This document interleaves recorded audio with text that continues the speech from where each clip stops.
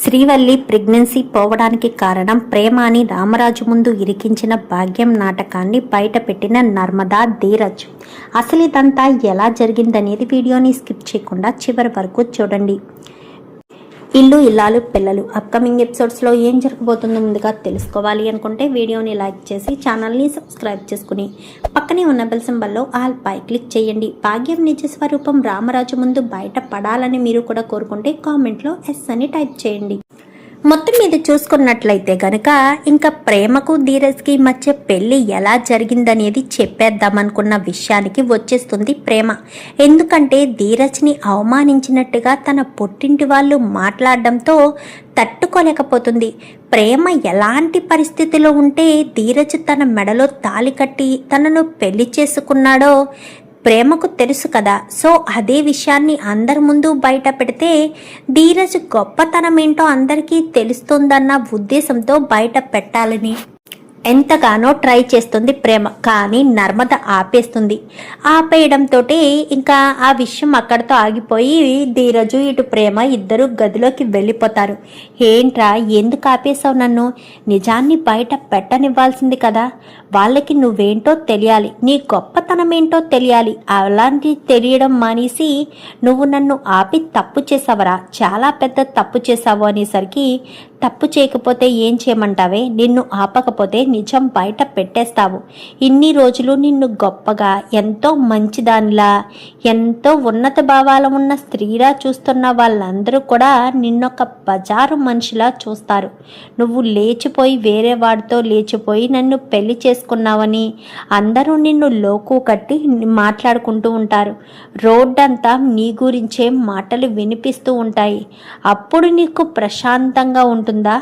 ఉండదు కదా. అది నువ్వు అర్థం చేసుకోవాలి. అది అర్థం చేసుకోవడం అనేసి ఇది అలా ఇచ్చావు, ఇది ఇలా ఇచ్చావు అంటూ మాట్లాడితే ఇలానే ఉంటుంది అంటూ ఇంకా ధీరజ్ మాట్లాడేసరికి ఏం మాట్లాడుతున్నారు ధీరజ్ అనగానే, అవును మరి నిన్ను తప్పు పట్టకూడదనేదే నా ఉద్దేశం. నిన్ను తప్పు పడితే నేను తట్టుకోలేను. ఒకప్పుడు ప్రేమ మెళ్ళలో తాళి కట్టింది ఇష్టం లేకుండానే కట్టాను. ఎందుకంటే మామూలుగా నీకు నాకు మధ్య ఎన్నో గొడవలు జరిగేవి, ఎంతో గొడవ పడేవాళ్ళం. అయినా సరే నువ్వు నేను ఎప్పుడూ కలిసి ఉండాలని కానీ ప్రేమించుకోవాలని కానీ ఏ రోజు మనం అనుకోలేదు. అనుకోకపోయినా పెళ్లి చేసుకున్నాము అంటే ఎందుకు? అది మనకి రాసిపెట్టుందన చేసుకున్నాము. ఎందుకు చేసుకున్నామో తెలియదు, కానీ మన కుటుంబం బాగుండాలనే చేసుకున్నాము. ఆ ఉద్దేశంతోనే ఇంకా నీతో కలిసి ఉన్నాను. నీ మీద ఇష్టం పెరిగింది, ప్రేమ పెరిగింది, నిన్ను ప్రేమిస్తున్నానని కూడా చెప్పాను. మరి నా భార్యను ఎవరైనా ఏమైనా అంటే నేను చూస్తూ ఊరుకోగలనా? అందుకోసమనే చెప్పొద్దన్నాను. జరిగిందేదో జరిగిపోయింది. ఇప్పుడు అవన్నీ ఎందుకు? అవన్నీ అనుకుని అవన్నీ చేసుకుని చేయడం తప్ప వేరే ఉపయోగం ఏముంది? అందుకోసమనే పదే పదే దాని గురించి ఆలోచించడం కంటే ఆ విషయం గురించి వదిలేయడం మంచిదని నా ఉద్దేశం. వదిలేసే, దాని గురించి ఆలోచించొద్దు, దాని గురించి ఏమీ నిర్ణయం తీసుకోవద్దు. ఇంకొకసారి విషయాన్ని బయట పెట్టాలని మాత్రం ప్రయత్నించొద్దు. నా భార్యను తప్పుగా చూస్తే నేను తట్టుకోలేను ప్రేమ, అర్థం చేసుకో అని చెప్పి ధీరజ్ కాస్త ఆపేస్తాడు. ఆపేసేసరికి ఇది ఇలా ఉండగా ఇంకా ఇక్కడికి వచ్చింది కదా సుకన్య. మొత్తం వాళ్ళ అత్తకు ఫోన్ చేసి ఇక్కడ జరుగుతుంది ప్రతి ఒక్కటి చెప్తుంది. వీడియో తీసావా అనగానే, నీ కూతురు ఉంది కదా తీనివ్వలేదత్తా అని దానికి వచ్చి రానట్టు ఇంగ్లీష్లో మాట్లాడుతుంది కదా. అలా మాట్లాడేసరికి సరే వాళ్ళ మీద ఒక కన్నేసి ఉంచు అనగానే, అలాగలాగే, కానీ అత్తమ్మ నువ్వు నాకు టెల్లింగ్ చేయలేదు, వల్లి కడుపుతో లేదంట కదా, కడుపుతో లేని దాన్ని ఎందుకు చూసుకోమని చెప్పినావు అనగానే, కడుపుతో లేదే, కానీ ఆ విషయం బయట పడకూడదు కదా. వల్లి ఏమో భయపడిపోతుంది, బయట పడిపోతుందేమోనని నువ్వే ఏదో రకంగా వల్లికి టెల్లింగ్స్ చేసి నువ్వు వల్లిని జాగ్రత్తగా చూసుకోవాలి అనేసరికి, సరే అత్తమ్మ నేను చూసుకుంటాను, వదిన్ని నేను చూసుకుంటాను కదా, నువ్వేం టెన్షన్ పడకు అని ఇద్దరు కూడా మాట్లాడుకుంటారు. ఇంకా వల్లి లోపల చాలా బాధపడుతుంది, పైకి నవ్వుతూ ఉంటుంది. నా కడుపులో బిడ్డ ఉందని ఎంతో సంబరపడ్డాను, ఇప్పుడు నా కడుపులో బిడ్డ లేదు. ఇప్పుడు ఈ విషయం బయటకు వచ్చేస్తే నా పరిస్థితి ఏమవుతుంది అని కంగారు పడుతూ ఉండగానే అమ్మ వల్లి అనుకుంటూ భాగ్యం ఎంట్రీ ఇస్తుంది. ఇప్పుడు అమ్మ ఎందుకు ఇక్కడికి వచ్చింది అనేసరికి ఏమో తెలియట్లేదే అని ఇద్దరు కూడా మాట్లాడుకుంటూ ఉండగా ఈలోపు వస్తుంది భాగ్యం. ముగ్గురు ఎందుకు ఇక్కడ కట్టకట్టుకున్నా, పద మనం వెళ్ళిపోదాము. అయినా ఇక్కడికి ఎందుకు రమ్మని చెప్పావు? ఇది నా కొంప ముంచేటట్టుంది. నీకే నోటి దొరదెక్కువ అంటే దీనికి అంతకంటే నోటి దొరదెక్కువ. ఇది పదే పదే పెద్ద గొప్పగా చెప్తుంది. దీన్ని తోక కత్తిరించి పడేసేయమ్మా అని చెప్పనేసరికి, చూడమ్మడు నీకు సపోర్ట్గా ఉంటుందని రమ్మని చెప్పాను అనగానే, ఏం సపోర్ట్గా ఉండడమో ఏంటో వీళ్ళ వేషధారణ, ఇప్పటికే నా వేషధారణ అనుమానంగా అనిపిస్తుంది అంటే వీళ్ళది కూడా ఇంకా అనుమానంగా అవ్వాలి అనే ఉద్దేశంతోనే పంపించినట్టు ఉన్నట్టు ఉందమ్మా అంటూ మాట్లాడేసరికి, సరే ఇంకా అవేమీ కాదు, జాగ్రత్తగా ఉండమ్మా అని చెప్పి ఇంకా భాగ్యం కూడా ఇక్కడే అని చెప్పి వెళ్ళబోతూ ఉండగా ఈలోపు రామరాజు వస్తాడు. రామరాజు వచ్చి, ఏంటి ఎప్పుడొచ్చారు?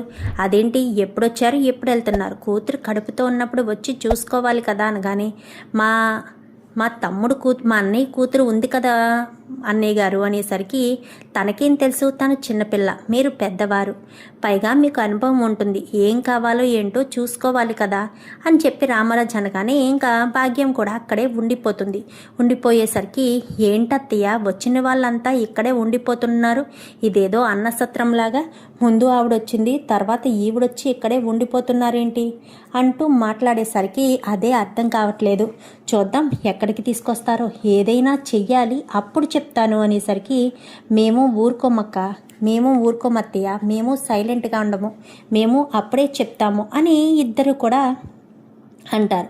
ఇంకా అలా అన్న తర్వాత ఇద్దరు కూడా మాట్లాడుకుని ఇంకా అక్కడి నుంచి ఎవరి పనుల్లో వాళ్ళు, ప్రేమ ఇటు నర్మద ఎవరి పనుల్లో వాళ్ళు ఉంటే, ఏటమ్మా ఇప్పుడు నేను ఏటి చేయాలి, నా భర్త ఏమో నాకు దూరంగా ఉంటున్నాడు, మీరిద్దరూ వచ్చి ఇక్కడ ఉంటున్నారు, నువ్వు చెప్పింది నేను ఎలా నిజం చేయాలి అనగానే, అది నిజం చేయకపోతే నీ కడుపే పోయిందని ఆ నిజాన్ని ప్రచారం చేద్దామనగాని, ఏం మాట్లాడుతున్నావమ్మా, నా కడుపు పోయిందని ఎలా చెప్తావు అనగాని, చూడమ్మడు నేను చెప్తాను, నేను చెప్పినట్టు గుడ్డిగా ఫాలో అయిపో అంతే, అంతకు మించి ఏమీ వద్దు అంటూ మాట్లాడేసరికి సరే అని ఇంకా అక్కడి నుంచి ఎవరి పనిలో వాళ్ళు ఉంటారు. ఇంకా భాగ్యం ప్లాన్లు వేస్తూ ఉంటుంది రోజు. అంటే తను ఎలా పడిపోతే పలానా వాళ్ళు ప్రేమ మీదకి కానీ నర్మద మీదకి కానీ నెట్టేద్దాము అన్న ఉద్దేశంతో రోజు ప్లాన్లు వేస్తూ ఉంటుంది. ప్లాన్లు బెడిసి కొడుతూ ఉండగా ఒకరోజు నర్మద ఆఫీస్కి వెళ్ళి తిరిగి వస్తూ ఉండగా మధ్యదారిలో ధీరజ్ కనిపిస్తాడు. ధీరజ్ కనిపించడంతో ధీరజు ఇటు నర్మద ఇద్దరు కూడా వస్తూ ఉండగా ఒక చిన్న పిల్లవాడు బండ్లకు అడ్డంగా వచ్చేయడంతో దెబ్బ తగిలి కింద పడిపోతాడు. చుట్టూ జనాలు చూస్తారు కానీ ఎవరూ పట్టించుకోరు. వెంటనే నర్మదా పిల్లవాడిని తీసుకుని, అంటే ఆడుకునేవాడు స్కూల్కి వెళ్ళి తిరిగి వస్తుండగా వాడిని తీసుకుని గబగబా తన ఒళ్ళోకి పడుకోబెట్టుకుని ఇంకా హాస్పిటల్కి తీసుకువెళ్ళి హాస్పిటల్లో ట్రీట్మెంట్ చేపిస్తూ ఉండగా ఇంకా అది అబ్బాయి ఎవరో కాదు, ఇంతకుముందు వల్లి ఏ డాక్టర్ అయితే అబద్ధం చెప్పిందో వల్లి ప్రెగ్నెంట్ అని ఆ డాక్టర్ కొడుకు. హాస్పిటల్లో ట్రీట్మెంట్ చేయిస్తూ ఉండేసరికి ఈలోపు ఫోన్ వస్తుంది. ఫోన్ రావడంతో అంటే వాడు ఇల్లు దాటుకుని రోడ్డుకు వచ్చేసి ఇలాంటి ప్రమాదానికి గురవుతాడనమాట. సో ఇంకా డాక్టర్కి ఫోన్ రావడంతో గబగబా డాక్టర్ వస్తుంది. రావడంతో బాబుని చూసి బాబు అంటూ ఇంకా కంగారు పడేసరికి, ఏం పర్వాలేదండి, మీ బాబుకి ఏమీ కాలేదు అని చెప్పి అక్కడ ఉన్న వాళ్ళు చెప్తారు. ఏంటి ఇతను మీ అబ్బాయా అని చెప్పి డాక్టర్ని నర్మద అడుగుతుంది. అవును నా కొడుకే, మీరు అనగానే అదే మేడం, ఆ రోజు వల్లి అక్కని తీసుకొచ్చి అక్క స్కాన్ చేయమంటే స్కాన్ చేసి ఇచ్చారు కదా మేమే, తన ఆరోగ్యం బాగానే ఉంది, కడుపులోని బిడ్డ కూడా బాగానే ఉంది, ట్రీట్మెంట్కు తీసుకొస్తాము, రేపా ఎల్లుండో మెడిసిన్ కోసం వస్తాము అనేసరికి ఇంకా వాళ్ళు వాళ్ళకి నిజం చెప్పాలి, నా కొడుకు ఇంకా తనని నమ్ముతున్నారు అన్నట్టు అనుకుంటూ ఉంటుంది డాక్టరు. ఈలోపు నర్స్ వస్తుంది. మేడం అని చెప్పాను కానీ ఏంటే కొడుకుని అంత జాగ్రత్తగా చూసుకుంటున్నావు అంటూ వేరే అంటే ఆ హాస్పిటల్లో వర్క్ చేసే డాక్టర్ అంటుంది. లేదు, నేను ఇంటి దగ్గర ఉండను కదా, చూసుకోకుండా బయటికి వచ్చేసినట్టున్నాడు. నాకు తెలీదు, నువ్వు వస్తేనే కానీ మీ అబ్బాయి అన్న విషయం నేను తెలుసుకోలేకపోయాను. వీళ్ళు గబగబా తీసుకొచ్చి తలకు గాయమైందని ఇంకో ఆ అబ్బాయే రక్తం కూడా ఇచ్చాడు నీ కొడుక్కి. వీళ్ళ రుణం మరి నువ్వు ఎలా తీర్చుకుంటావో ఏంటో, కానీ వీళ్ళు మాత్రం చాలా బాగా హెల్ప్ చేశారే అంటూ చెప్పడంతో సరే నాకు రౌండ్స్కి వెళ్ళాల్సిన సమయం అయింది, నేను వెళ్తానంటూ అక్కడి నుంచి ఆ డాక్టర్ వెళ్ళిపోతుంది. వెళ్ళిపోయేసరికి డాక్టర్ ఎంతైనా డాక్టర్ అయినా ఒక బిడ్డ తల్లి కదా, అప్పుడు తనకి కూడా బాధ ఉంటుంది కదా.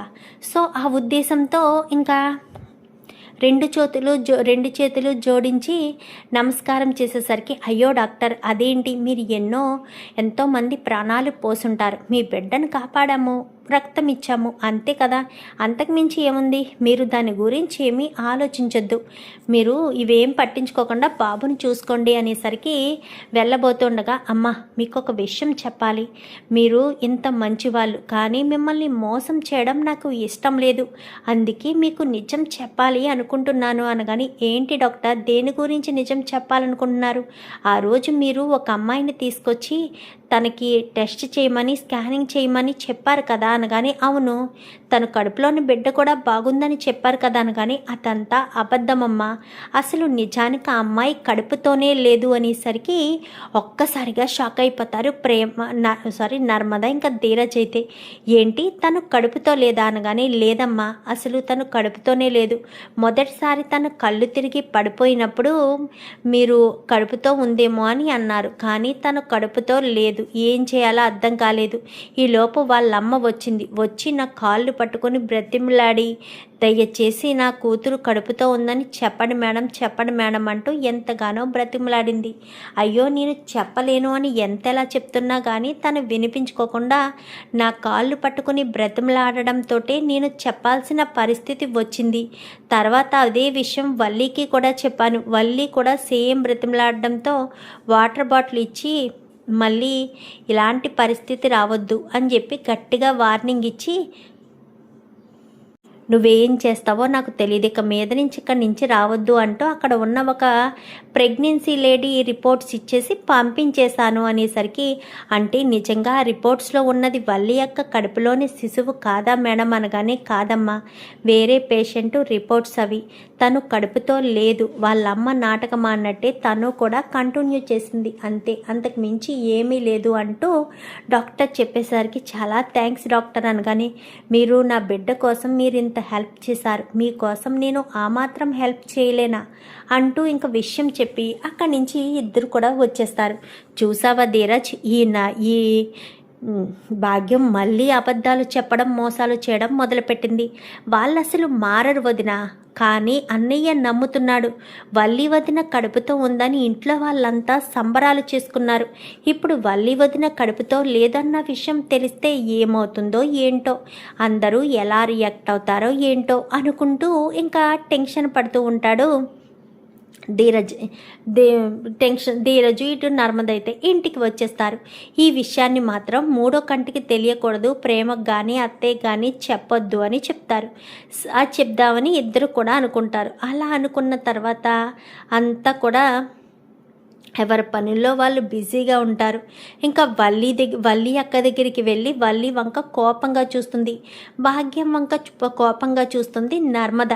ఇదేంటి నర్మద నా వంక ఎంత కోపంగా చూస్తుంది, నేనేం చేశానని, ఏమైంది నర్మద అనగాని, ఏమీ లేదక్క, ఏమీ లేదు అంటూ ఇంకా నర్మద ఏదో కవర్ చేసి అక్కడి నుంచి వెళ్ళిపోతుంది.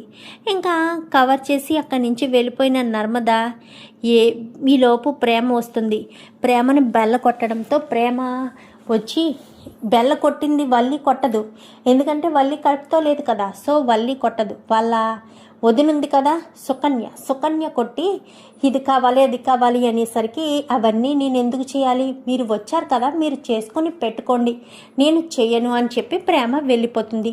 ఈ ప్రేమకి ఎంత పొగరో చూసావా అత్తయ్య, చెప్తాను అనేసరికి నువ్వు కాదు నేను చెప్తాను అని కరెక్ట్గా వల్లి బయటికి వచ్చి అటుగా వెళ్తూ ఉండగా వల్లి ఇంతకుముందు నూనె కింద వలకబోసింది కదా, నూనె వలకబోసేసి వల్లి పడిపోతే ఆ వల్లి పాడేసింది ఈ ప్రేమ వల్లే కడుపు పోయింది అని చెయ్యాలి అని ప్లాన్ చేసి ఇంకా నూనె పడేసేసరికి కరెక్ట్గా ప్రేమ గదిలోంచి బయటకి వచ్చి అలా వెళ్తున్న సమయంలోనే నా వల్లిని కూడా వెళ్ళి అలా కింద పడిపోమని చెప్తుంది.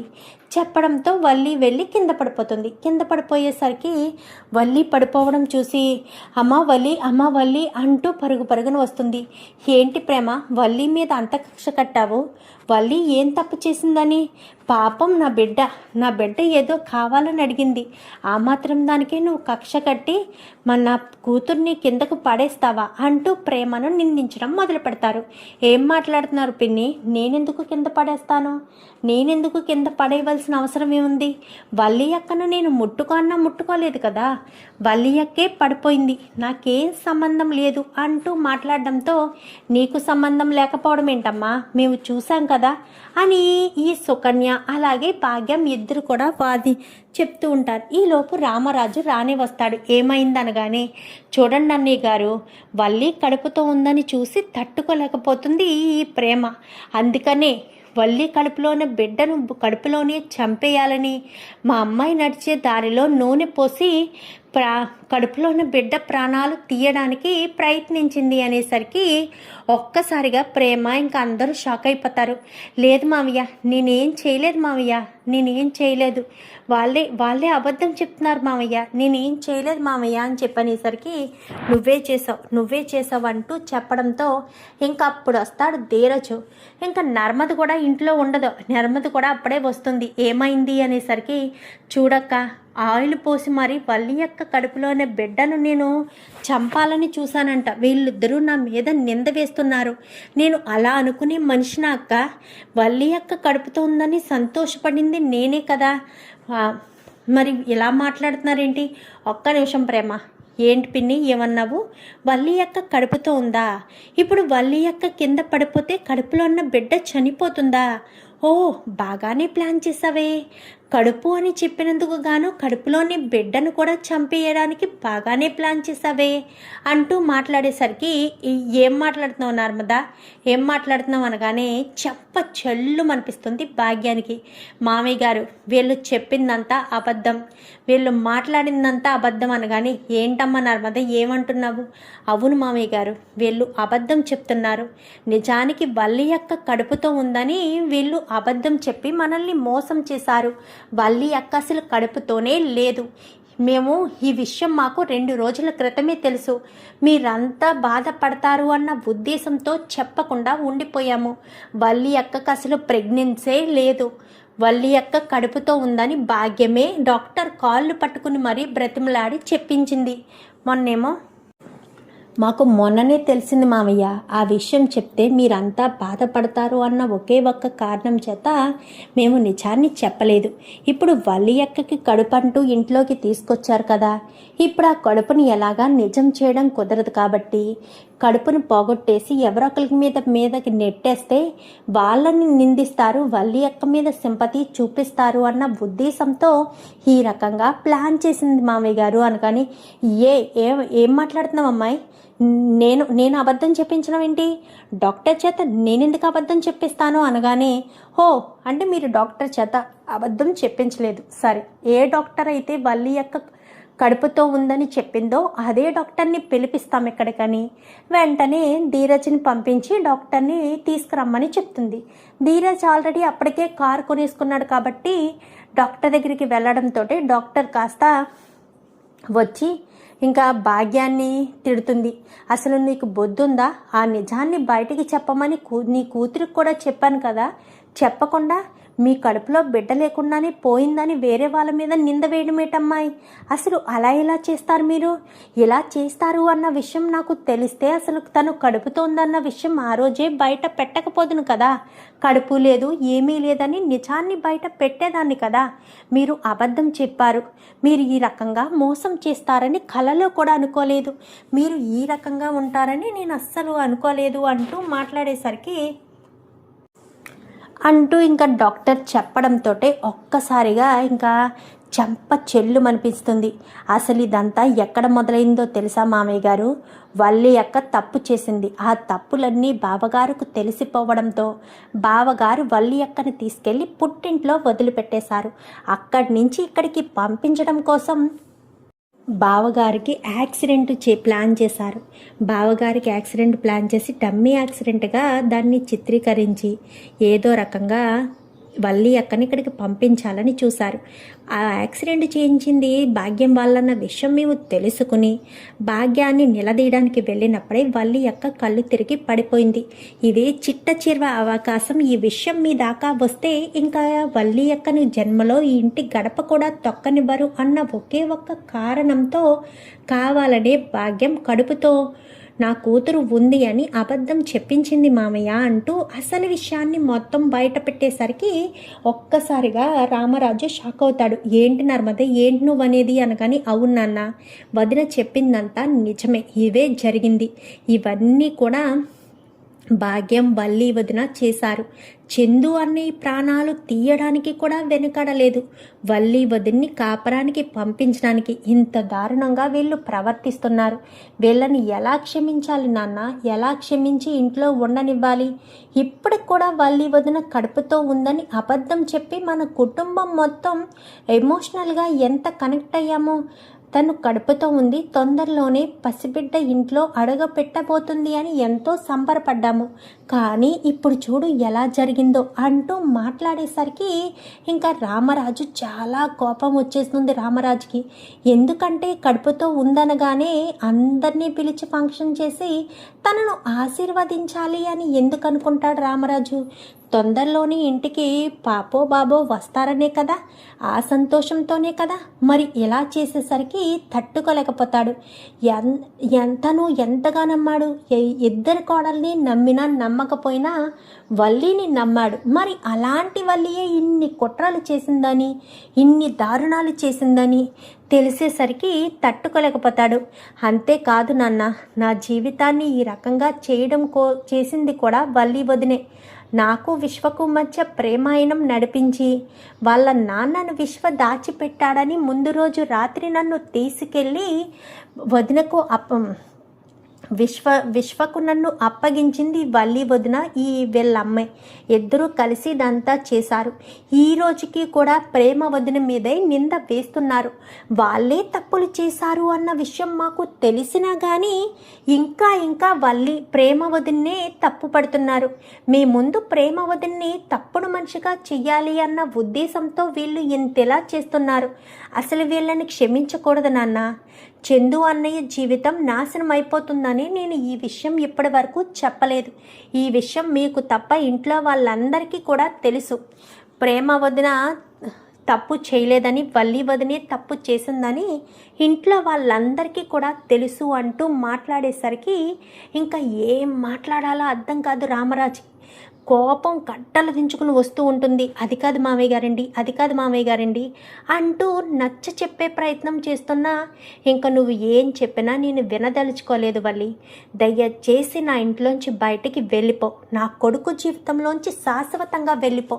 నువ్వు మంచిదానివని, నువ్వెంతో మంచి అలవాట్లున్న అమ్మాయివి, నా కుటుంబ పరువుని నిలబెట్టే అమ్మాయివి అని ఎంతగానో సంతోషపడుతూ సంబరపడ్డాను. కానీ నువ్వు ఇదంతా కూడా అబద్ధం చెప్పావు, మోసం చేశావు. నన్ను ఇంత మోసం చేసి ఇన్ని అబద్ధాలు చెప్పి నువ్వు ఈ రకంగా చేస్తావని కలలో కూడా అనుకోలేదు.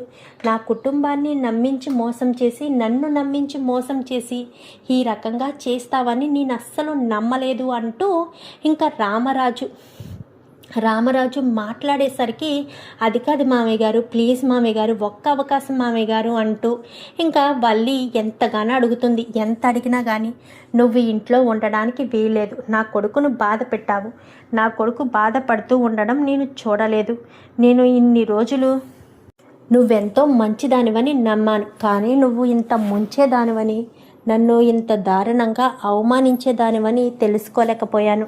ప్రతి క్షణం నీ గురించే ఆలోచించే నేను నిన్ను నమ్మి ఇంత మోసపోతానని కలలో కూడా అనుకోలేదు అంటూ రామరాజు చాలా బాధపడతాడు. మరి రామరాజుని కన్విన్స్ చేస్తుందా వల్లి? ఇంట్లో వాళ్ళు వల్లిని క్షమించమని అంటారా? చందు మరి ఎలాంటి నిర్ణయం తీసుకుంటాడు? చూద్దాం మరి రాబోయే ఎపిసోడ్స్లో ఏం జరుగుతుందో. వీడియో నచ్చితే లైక్ చేసి ఛానల్ని సబ్స్క్రైబ్ చేసుకుని పక్కనే ఉన్న బెల్ సింబల్లో ఆల్ పై క్లిక్ చేయండి. Thank you for watching.